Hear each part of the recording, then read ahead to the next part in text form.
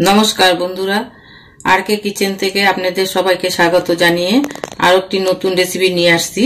কারণ শীতকাল পড়ে গেছে তাই ভাবলাম যে শীতকালে পায়েস সবার বাড়িতেই হয়ে থাকে, তাই আজকে আমিও নতুন একটি পায়েস মানে ক্যারামেল পায়েস বানিয়ে দেখাবো। তো চলুন ক্যারামেল পায়েস কিভাবে বানায় দেখে নিই।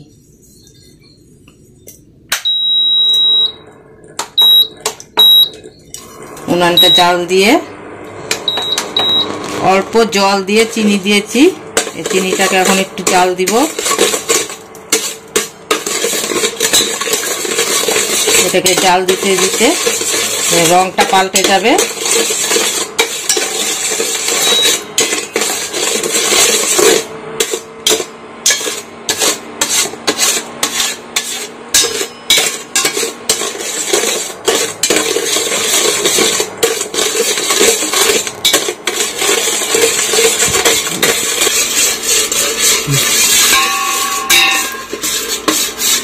চিনিটা গলে গিয়ে যে কালারটা দেখেন এভাবে আসছে কালার।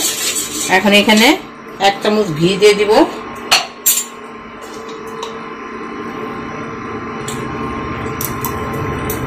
ঘিটাকে দিয়ে আবার একটু করব, নেড়ে নিব।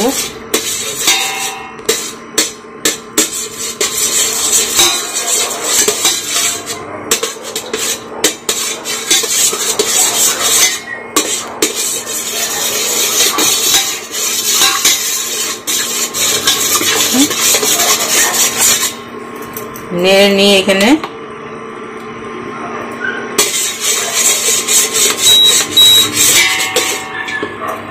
এখানে 2 কেজি দুধ আছে, দুধটাকে ঢেলে দিব।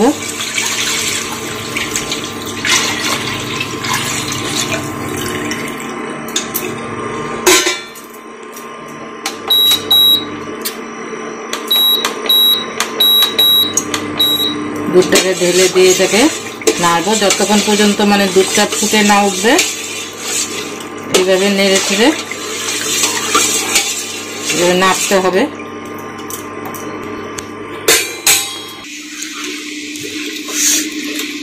দুধটা একটু ফুটে উঠেছে, এর মধ্যে 3টা এলাচ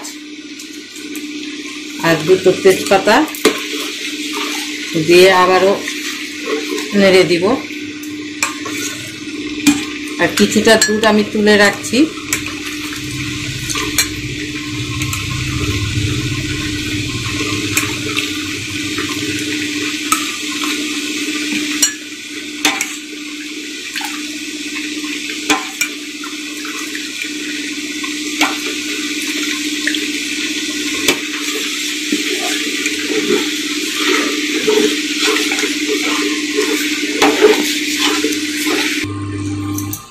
এই দুধটা ফুটে উঠেছে, এদিকে আমি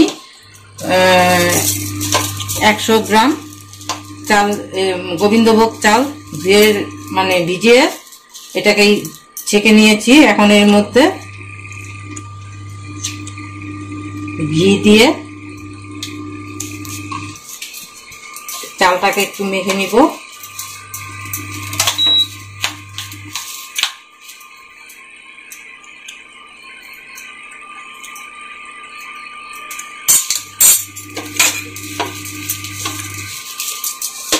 ঘি দিয়ে এভাবে মেখে নিলে মানে চালটা নিচে দলা লেগে থাকবে না, আর গন্ধ একটা খুব সুন্দর বের হবে। এখন চালটাকে দিয়ে দিব।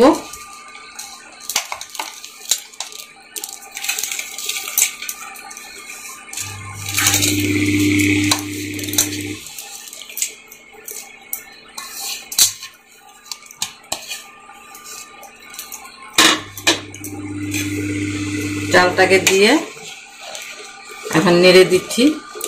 আর চাল দেওয়ার পর বারবার নাড়তে লাগবে, না তো নিচে লেগে যাওয়ার ভয় থাকে, তাই এটাকে বারবার এভাবে নাড়তে হবে নিচে লেগে না ধরে।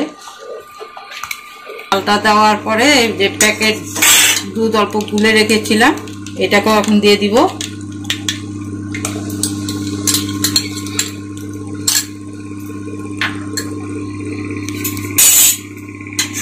দিয়ে এটাকে আবার নাড়তে থাকবো যতক্ষণ না চালটা সিদ্ধ হয়। এইভাবে নাড়তে থাকতে লাগবে। আমার পায়েসটা এই যে হয়ে আসছে, ঘন হয়ে গেছে দেখেন, আর চালটাও সিদ্ধ হয়ে গেছে। চালটাও সিদ্ধ হয়ে গেছে একদম। এখন এর মধ্যে ভিজিয়ে রেখেছিলাম কাজু আর কিশমিশ, এগুলো দিয়ে দিলাম। এখন বাতাসা দিয়ে দিব। আমি বাতাসা দিয়ে করছি, আপনারা চিনি দিয়ে গুড় দিয়েও করতে পারেন। আর মিষ্টিটা আপনি যে যেরকম খান সেরকম দিবেন। আমি একটু কম মিষ্টি খাই, তাই অল্প বাতাসা দিয়েছি। আপনারা যে যেরকম খাবেন সেইভাবে মিষ্টিটা দিবেন। আর মিষ্টিটা দেওয়ার পরে নাড়তে থাকবেন। আর মিষ্টিটা চাল সিদ্ধ হওয়ার পরেই দিবেন। যদি আগে দেন তাহলে চালটা সিদ্ধ হবে না। এখন এটাকে আবার একটু নেড়ে চেড়ে বাতাসাগুলা পুরো মানে মেল না হওয়া পর্যন্ত নাড়তেই থাকতে লাগবে। আমার ক্যারামেল পায়েস হয়ে গেছে, এখন নামিয়ে দিব। এখন এটাকে একটা বাটিতে ঢেলে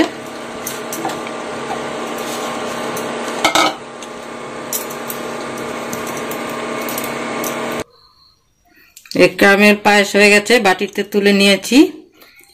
এই রেসিপিটা যদি ভালো লেগে থাকে তাহলে লাইক সাবস্ক্রাইব করবেন।